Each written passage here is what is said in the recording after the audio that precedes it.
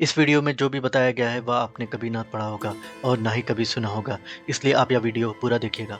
अगर आपको कहीं भी लगे आपने ये सब कहीं पढ़ा या कहीं लिखा है, आप ये वीडियो बंद कर सकते हैं। आपने बहुत सी कहानी सुनी होगी, अब सच सुनो। आज मैं एक नया बीज बोने जा रहा हूँ, सच्चे युग का।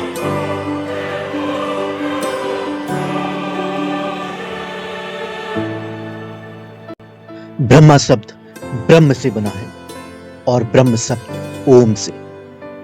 ब्रह्मा जी कमल के फूल में विराजमान है। कमल का फूल जो कि कीचड़ में उगता है।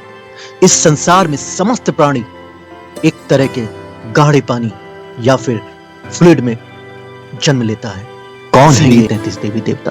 33 देवी देवता हम बहुत ही छोटी कक्षा में पढ़ते हैं। तुम्हारी सबसे बड़ी ताकत सोचना नहीं है बल्कि बोलना है, और श्री और ओम दोनों ही समान है। आपने सुना होगा ओम गणेशाय नमः, जो कि बिल्कुल सेम है श्री गणेशाय नमः के। और के ही ज्ञान को विज्ञान बोलते हैं, वाक के बढ़ने को ही हम वायु बोलते हैं। ये सातों प्राचीन काल में तुम्हारे पूर्वजों को एक बिंदु की तरह दिखाई देते थे। जब भी वो 6 दिखाई देते थे या 7 दिखाई देते थे, ये निर्भर करता था उनकी पोजीशंस पे। ये सारे धर्म किसी भी विद्वान ने बनाया ही नहीं है, ये इसीलिए मैं समझता हूँ शंकर भगवान को हर व्यक्ति को मानना चाहिए, चाहे वो किसी भी रिलीजन को फॉलो करता हो। एक भगवान की तरह या फिर कम से कम एक वैज्ञानिक की तरह जिसने ईश्वर को पाने का रास्ता ही खोज निकाला। शिवलिंग को कई लोग काला पत्थर भी बोलते थे। सिख गुरुओं की एक ऐसी बात जो कि बहुत ही गुप्त रखी गई थी, ये बात बहुत ही कम लोगों को पता थी, उनके करीबियों को ही पता थी। सनातन एक टीचिंग है, अपने आप को जानने की, अपने अस्तित्व को जानने की। ये ज्ञान जिसको भी मिला, वो चाहे इस दुनिया के किसी भी कोने में हो, उसको लोगों ने भगवान कहा। वो भगवान इसलिए थे क्योंकि वो सच बोलते थे, सच बताते थे और सच ही दिखाते थे। आज तुम्हारे पूर्वज बहुत विद्वान थे, उन्होंने तुम्हारी भलाई के लिए सारी जिंदगी बिता दी। तुम्हारा पहला कर्तव्य है पेड़ों की रक्षा, क्योंकि वो तुम्हारी रक्षा करते हैं। वो तुम्हारे परम पिता हैं, वही तुम्हारे भगवान हैं, और उनकी रक्षा करना तुम्हारा पहला कर्तव्य। ये तो अभी शुरुआत है, सच की शुरुआत।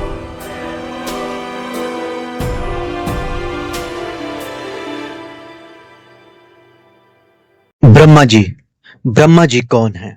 वो सर्वप्रथम आते हैं, परंतु हम उनकी पूजा नहीं करते। और ब्रह्मा जी ने ही ब्रह्मांड बनाया है, हम उनकी पूजा क्यों नहीं करते? इसके लिए कई कहानियां लोगों ने बनाई हुई हैं। ब्रह्मा शब्द ब्रह्म से बना है और ब्रह्म शब्द ओम से।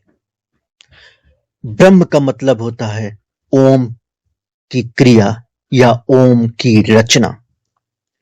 इसलिए पुराने समय में लोग ये बोलते थे कि मैं भी ब्रह्म हूं और तुम भी ब्रह्म हो। इसका मतलब है कि मैं भी ब्रह्म से बना हुआ हूं और तुम भी ब्रह्म से ही बने हुए हो, और ये जो ब्रह्मांड है ये ब्रह्म से बना हुआ पूरा संसार है। ब्रह्मा जी ब्रह्म का प्रतीक हैं, और हम उनकी पूजा इसलिए नहीं करते क्योंकि ब्रह्म एक क्रिया है। हम किसी क्रिया या रचना की पूजा कैसे कर सकते हैं? ब्रह्मा जी कमल के फूल में विराजमान है। कमल का फूल जो कि कीचड़ में उगता है। इस संसार में समस्त प्राणी एक तरह के गाढ़े पानी या फिर फ्लूइड में जन्म लेता है। इसीलिए सनातन में कमल के फूल को उच्चतम माना जाता है। एक सवाल जो कि बहुत से लोगों के मन में हमेशा चलता है, मां सरस्वती। मां सरस्वती कौन है? ब्रह्मा जी की पुत्री या पत्नी? आप लोगों ने बहुत सी कहानियां बना रखी हैं, और मैंने तो कई ऐसे अभद्र वीडियो भी देखे हैं जिसमें लोग मां सरस्वती और ब्रह्मा जी के बारे में उन्होंने बहुत ही गलत बोला हुआ है। मां सरस्वती को मैं सरस्वती बोलता ही नहीं हूं, उनको मैं कुछ और बोलता हूं। वो बताने से पहले मैं आपको अपने 33 देवी देवताओं के बारे में बताना चाहता हूं। कौन है ये 33 देवी देवता? 33 देवी देवता हम बहुत ही छोटी कक्षा में पढ़ते हैं। 33 देवी देवता और कुछ नहीं, बस ये व्यंजन है। संस्कृत भाषा में या फिर देवनागरी भाषा में जब ये बनाए गए थे तो इन 33 व्यंजनों को ही देवी देवता माना गया था। अगर आपको लग रहा हो कि ये तो बहुत छोटी सी बात है, व्यंजन कैसे देवी देवता हो सकते हैं, तो आपको ये बता दूं कि सुर कुछ नहीं जिसमें स्वर होता है। असुर जिसमें कोई स्वर नहीं होता, उसी को हम असुर बोलते हैं। मेरे ख्याल से जितने भी बैक्टीरिया हैं या वायरसेस हैं, उसमें कोई स्वर नहीं होता। फिर भी अगर आप व्यंजन को कम आंकते हैं, कम समझते हैं, तो मैं आपको एक बात बताना चाहता हूं। तुम्हारी सबसे बड़ी ताकत सोचना नहीं है, बल्कि बोलना है। तुम एक दूसरे को अपना ज्ञान दे सकते हो, और यही तुम्हें जानवरों से अलग बनाती है। आज जो तुम जीवन जी रहे हो, वो तुम्हारे पूर्वजों की देन है। उन्होंने जो राज तुम्हें बताए हैं, जो इस दुनिया के बारे में बताया, तुम उन्हीं को लेके आगे बढ़े हो। इतना ही नहीं, इस पूरे ब्रह्मांड में, इस पूरी सृष्टि में केवल मानव ही ऐसा जीव है जो व्यंजन बोल सकता है। उसके अलावा कोई भी जीव या अजीव व्यंजन नहीं बोल सकता, यहां तक कि वो ईश्वर भी नहीं बोल सकता है। मैं मां सरस्वती को स्वरासती बोलता हूं। स्वरासती मतलब सच्चा स्वर, और उसका स्त्रीलिंग। मां सरस्वती सच्चे स्वर का प्रतीक है। ब्राह्मणों ने मां सरस्वती को ब्रह्मा जी की पुत्री ही नहीं बताया था, परंतु ब्राह्मण जब भी ब्रह्म करने जाता था, वह अपने पुत्रों को ले जाता था, न कि पुत्रियों को। और इसकी वजह वही थी कि आज भी पुत्रियों को पैर छूने नहीं दिया जाता है।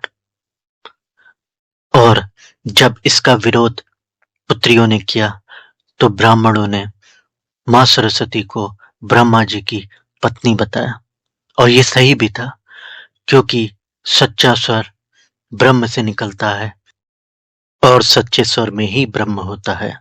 तो दोनों ही आपस में जुड़े हुए हैं। और तुमने न जाने किस तरह के वीडियो बना दिए।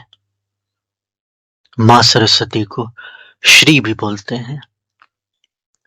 शाह स्वा से बना था, और श्रा स्वर से। और स्वर का स्त्रीलिंग जो कि स्वरी होता है, वो होता है श्री। और श्री और ओम दोनों ही समान है।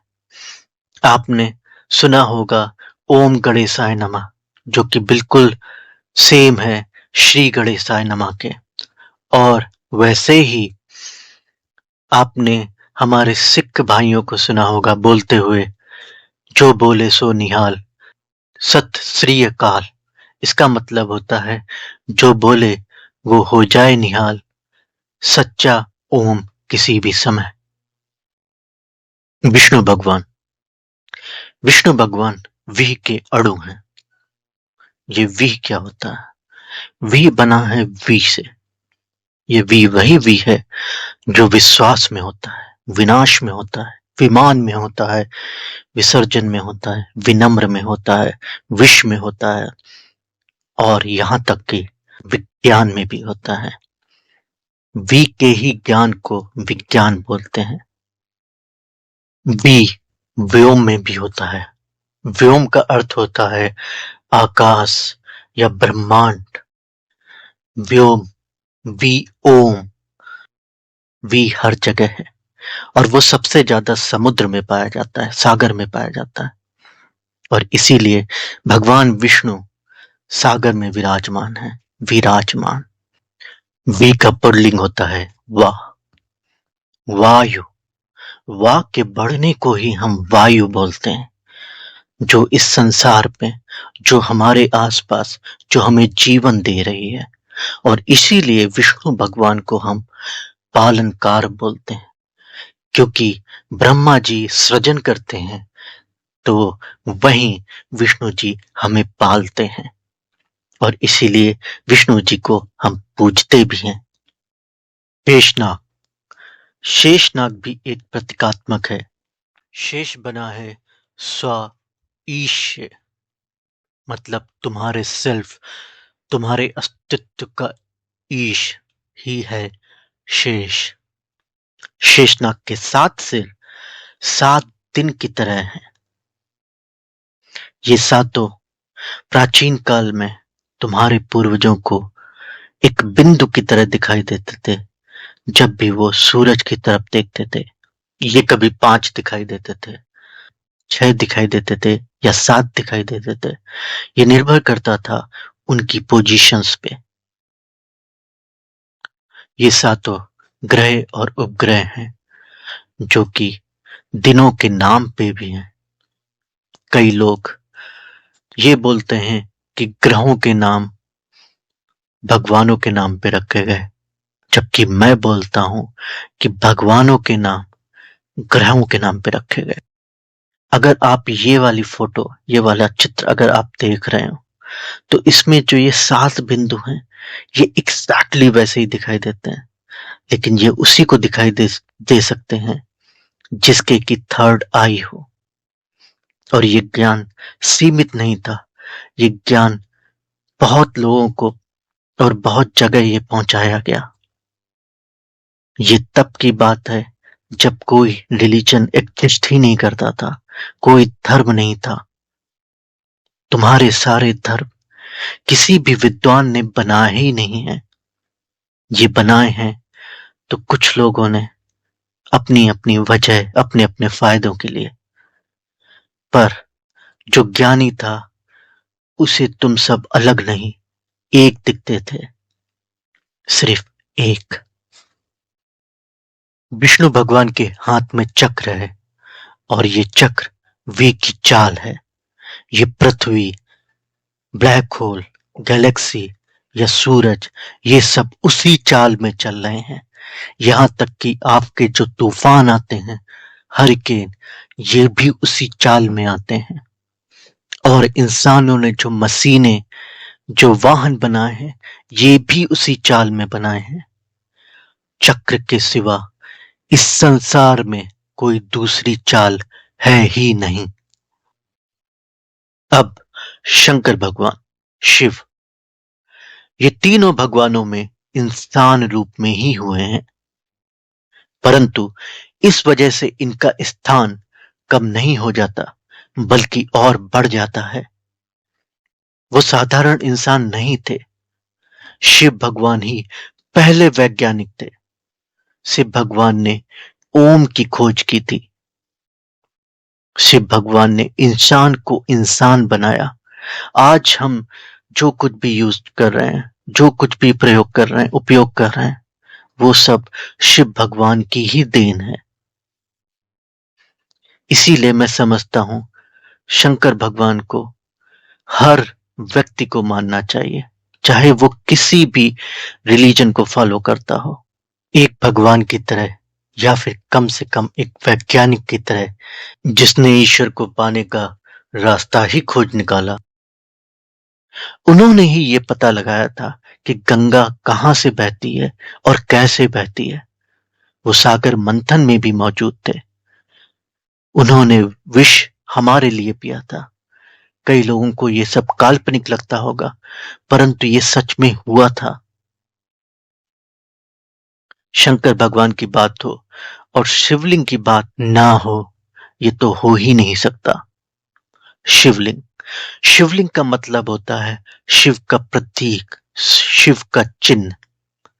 परंतु तुमने क्या क्या मतलब निकाल लिया। शिवलिंग को कई लोग काला पत्थर भी बोलते थे। ये ज्ञान कई जगह गया था, कई क्षेत्रों में गया था, और शिवलिंग ने कई लोगों की जान बचाई भी थी। और हो सकता है आज आपका अस्तित्व है तो उसमें भी शिवलिंग का हाथ हो।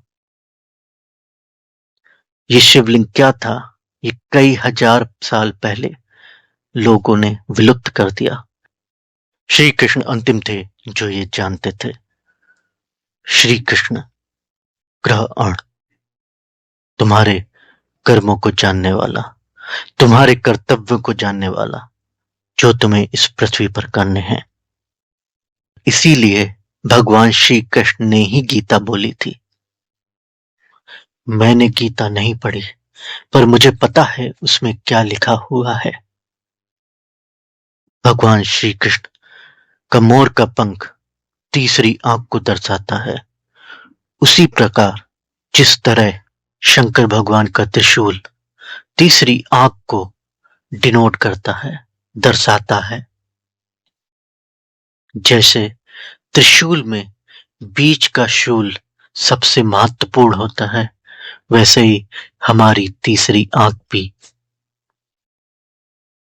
शंकर भगवान की तीसरी आंख थी। ये बिल्कुल वैसे ही होती है जैसा हमें दिखाया जाता है, परंतु ये केवल सूरज की किरणों में ऐसा प्रतीत होता है कि सूरज की किरणें माथा चीर के तुम्हारे अंदर समा रही हों, और जब वो वापस निकलेंगी तो किसी को भस्म कर देंगी। ये काफी भयानक दृश्य होता है। शंकर भगवान जैसी तीसरी आंख आना नामुमकिन होता है, और वो खतरनाक भी होता है, और इसीलिए मैंने अपनी तीसरी आंख बंद कर ली। सिख गुरुओं की एक ऐसी बात जो कि बहुत ही गुप्त रखी गई थी, ये बात बहुत ही कम लोगों को पता थी, उनके करीबियों को ही पता थी। सिख गुरुओं के भी तीसरी आंख थी, थर्ड आई थी, इसलिए वो पगड़ी बांधते थे या सर में कोई कपड़ा रखते थे। उस समय ये बहुत ही सामान्य था, तो किसी को ये पता भी नहीं लगा, परंतु उनके तीसरी आंख थी, इस वजह से वो पगड़ी बांधते थे। अगर आपने ब्राह्मणों को भी देखा होगा तो चंदन लगाते थे, टीका लगाते थे, महिलाएं बिंदियां लगाती थी। ये सब थर्ड आई के लिए करते थे। मैंने मूल मंत्र का अर्थ भी बताया, पर शायद आपको समझ में नहीं आया, जबकि मैंने वैसा ही पढ़ दिया जैसा कि लिखा गया है। गुरु नानक देव जी केवल सिखों के ही गुरु नहीं हैं, वो सभी के गुरु हैं। तुम न गुरु नानक देव जी को समझ पाए, ना ही भगवान श्री कृष्ण को, और तुम आपस में ही लड़ते हो। मैं इतना जरूर जानता हूं, वो दोनों ही तुमसे बिल्कुल भी खुश नहीं हैं। मैं ये सब इसलिए जानता हूं क्योंकि हम दोनों गुरुत्वाकर्षण से भी ज्यादा मजबूती से बंधे हुए हैं। गुरुत्वाकर्षण मतलब गुरु और तुम्हारे साथ का आकर्षण, जो कि तुम कभी समझ ही नहीं पाए, और हमारा गुरु गुरु आकर्षण। इस संसार में हर कोई एक दूसरे से जुड़ा हुआ है, एक दूसरे से बंधा हुआ है। हर किसी का एक कर्तव्य है और उसको वो पालन करना चाहिए। तुम्हारा भी एक कर्तव्य है, क्योंकि तुम्हें ये शक्ति, बोलने की शक्ति किसी वजह से दी गई है। मुझे पता है आपको लंबे वीडियो देखने की आदत नहीं है, जब तक कि वो इंटरटेनिंग ना हो। चलिए अब ये वीडियो समाप्त करते हैं, मगर कुछ जरूरी बातें जो आपको पता होनी चाहिए, जो आपको जाननी चाहिए। सनातन सनातन एक टीचिंग है अपने आप को जानने की, अपने अस्तित्व को जानने की, जो कि इस संसार में सबसे ज्यादा कठिन है। तो इसके लिए आपको शुद्ध होना पड़ता है, पानी की तरह, एक बच्चे की तरह बिल्कुल प्योर होना पड़ता है। इस ज्ञान के सिवा इस दुनिया में और कोई दूसरा ज्ञान है ही नहीं। ये ज्ञान जिसको भी मिला, वो चाहे इस दुनिया के किसी भी कोने में हो, वो अपने समाज में, अपने समुदाय में उसको लोगों ने भगवान का दर्जा दिया, उसको लोगों ने भगवान कहा। वो भगवान इसलिए नहीं थे कि क्योंकि वो चमत्कार करते थे या दिखाते थे, वो भगवान इसलिए थे क्योंकि वो सच बोलते थे, सच बताते थे और सच ही दिखाते थे। आजकल लोग भगवान को मानने को अंधविश्वास कहते हैं। अंधविश्वास, उसमें भी विकावास है। विकावास को ही विश्वास कहते हैं। सृष्टि, सृष्टि बना है स्वरा अष्टि से, मतलब 8 स्वर। ये 8 स्वर क्या है? 7 आपके पूर्वज जो देख सकते थे आसमान में सूरज की किरणों के साथ, और एक आपकी पृथ्वी। यहां तक कि स्वर्ग का मतलब ही होता है स्वर्ग अग। इसका मतलब होता है कि ऐसी जगह जहां पे केवल स्वर ही स्वर हो, वही है स्वर्ग। भगवान, भगवान का अर्थ मैंने कहीं पढ़ा है। भा से भूमि, गा से गगन, वा से वायु, आ से अग्नि और ना से नीर। मुझे नहीं पता ये कितना सही है, परंतु भगवान बना था भ का वान से। भा मतलब रोशनी, किरण, और का पवित्र, सर्वोपरि, और वान मतलब उसको रखने वाला। तो पवित्र रोशनी, किरण या सर्वोपरि किरण को रखने वाला, सेक्रेड लाइट को रखने वाला, वही है भगवान। इसीलिए हम भगवान की जब तस्वीर या मूर्ति देखते हैं तो उनके सर के पीछे से एक रोशनी से सी निकलती हुई देखते हैं, या एक सर्कल सा देखते हैं रोशनी का। वान शब्द बना था व और ऑन से। ऑन, ओम, ओन, ओम, ये सब एक ही शब्द है। यहां तक कि राम भगवान का भी नाम रा और आम से बना हुआ है। ये रा क्या है, ये आप मुझे बताइएगा कमेंट बॉक्स में। ये रा स्वर में भी आता है, स्व रा। स्व मतलब होता है हमारा सेल्फ, अस्तित्व, और रा जैसे व्यंजन बना है विह अंजन से, वैसे ही स्वर बना है स्व और रा से। ये रा राजा, रानी, रावण, राधा रानी, रंक, राक्षस, रात, और यहां तक कि रोम में भी आता है। भारत या भरत, ये नाम किसी राजा के पुत्र के नाम पे नहीं पड़ा। ये नाम था भारित। भा मतलब रोशनी, सूरज की किरणें, वो जगह जो सूरज की किरणों से भरी हुई हो, रोशनी से भरी हुई हो, वही है भारत। ईश्वर, ईश्वर को बहुत पहले लोग ईश्वर बोलते थे, पर ब्राह्मणों ने संधि विच्छेद करके उसको ईश्वर बोलना शुरू कर दिया। ईश्वर मतलब एक स्वर। और ये स्वर क्या है, ये शायद मुझे बताने की जरूरत नहीं, परंतु इक, ये इक आस्तिक में भी आता है। आस्त इक, ये इक 21, 31, 41 में भी आता है। देवनागरी में जो 1, 2, 3 ये लिखे जाते थे, ये एक सिंबल्स थे, एक चिन्ह थे। किस चीज के, ये मैं आपको कभी और बताऊंगा। हम नंबरों को जोड़ जोड़ के नया नंबर बनाते हैं, परंतु तुम्हारे पूर्वजों ने शब्दों को जोड़ जोड़ के, अक्षरों को जोड़ जोड़ के नया शब्द बनाया।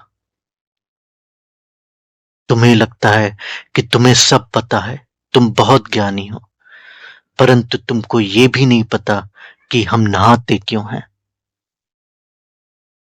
जो कि तुम्हारे पूर्वज जानते थे। इसीलिए हर धर्म में नहाने को एक अलग स्थान दिया गया है। तुम्हारे पूर्वज बहुत विद्वान थे। उन्होंने तुम्हारी भलाई के लिए सारी जिंदगी बिता दी। यहां तक कि वो तुम्हारे लिए हंसते हंसते मर भी गए। वो जंगलों में छुप के रहने लगे कि उन्हें कोई मार न दे और ये ज्ञान हमेशा के लिए खत्म हो जाए और तुम्हें कभी सच पता ही ना लगे और ये सृष्टि तुम पूरी नष्ट कर दो बिना समझे। मेरे सारे पूर्वज धर्म, जाति, रंग, जगह, इन सब से परे वो कोई भी भाषा बोलते हैं और जिन्हें अपने अस्तित्व का ज्ञान था, वो सब मेरे गुरु हैं। उनको नमन है। तुम्हारे बहुत कर्तव्य हैं। ये सृष्टि तुमसे बहुत आशा रखती है। तुम्हारा पहला कर्तव्य है पेड़ों की रक्षा, क्योंकि वो तुम्हारी रक्षा करते हैं। वो तुम्हारे परम पिता हैं, वही तुम्हारे भगवान हैं और उनकी रक्षा करना तुम्हारा पहला कर्तव्य। पेड़ों को इस सृष्टि में कोई जान ही नहीं पाया। ये तो अभी शुरुआत है, सच की शुरुआत। नमस्कार।